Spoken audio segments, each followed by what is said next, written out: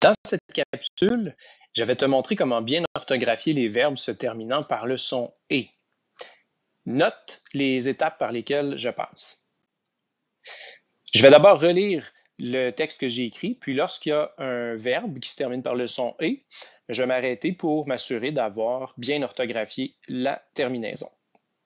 Bien que fatigué. Il y a ici le mot « fatigué ».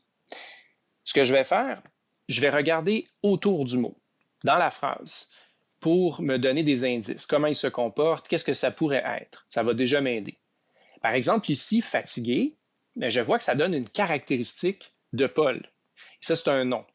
Alors, ce qui donne une caractéristique à un nom, je sais que c'est un adjectif. Alors, je me dis que fatigué, ça doit être un participe passé parce que c'est le participe passé employé seul qui agit comme un adjectif. Alors, pour m'en assurer, je vais faire un test de remplacement. Je vais remplacer par un autre participe passé, mais qui ne se termine pas par le son « et ». Ça va me permettre de vérifier si j'ai raison. Bon, par exemple, ici, je pourrais dire « bien qu'abattu, Paul a décidé de marcher ».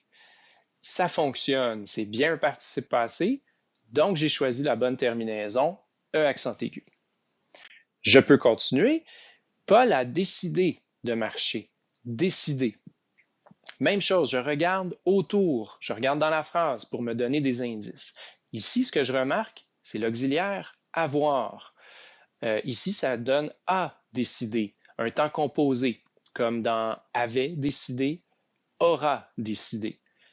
Mais les temps composés, un auxiliaire plus un participe passé. Donc, je me dis que décider doit être un participe passé. Je fais encore un test de remplacement pour m'en assurer.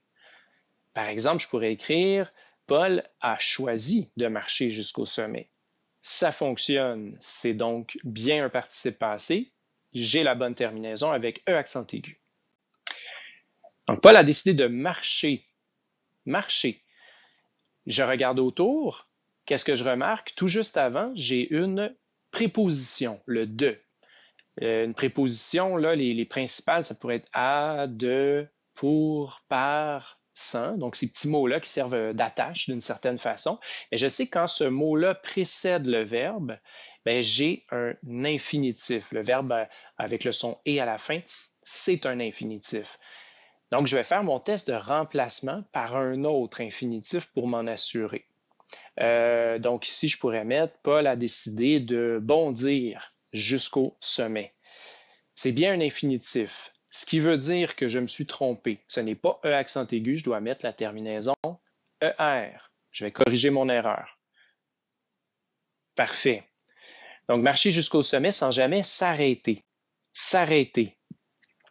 Je regarde autour. Là, c'est pas tout de suite avant, mais pas très loin, le sans, qui est une préposition. Donc, en réalité, c'est sans s'arrêter. Alors, s'il y a une préposition avant, même chose, je me dis que le s'arrêter avec le son « et », c'est un infinitif. Je vais vérifier en le remplaçant par un autre infinitif. Sans jamais ralentir, ça fonctionne. Oh, donc je m'étais encore trompé. J'enlève le E accent aigu, il faut que je le remplace. Je vais plutôt mettre ER. Parfait, je continue. Il voulait continuer. Alors, continuer. Là, je regarde encore aux alentours et qu'est-ce que je remarque tout juste avant? Je remarque un autre verbe, mais ce n'est pas ni l'auxiliaire avoir ni l'auxiliaire être. C'est vraiment un autre verbe. Mais je sais que quand il y a un autre verbe qui précède le verbe qui a le son « et », c'est un infinitif aussi.